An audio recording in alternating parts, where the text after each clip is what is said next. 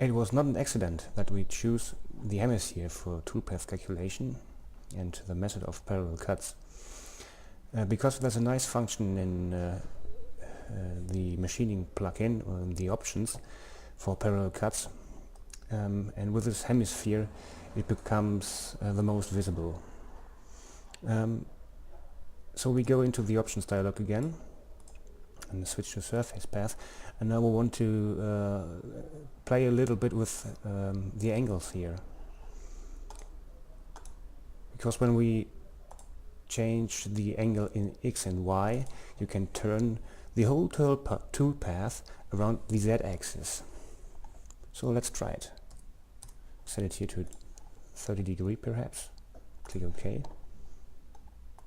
And we calculate the toolpath again.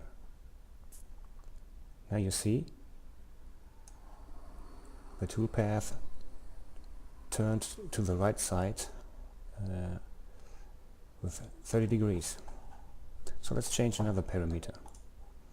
Perhaps we take here 45 degrees, and now the toolpath will turn around the Y-axis. Okay, calculate again.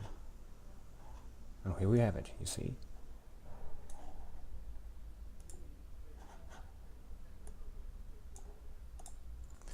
As you see here in the simulation, what we really did is to change the machining angle.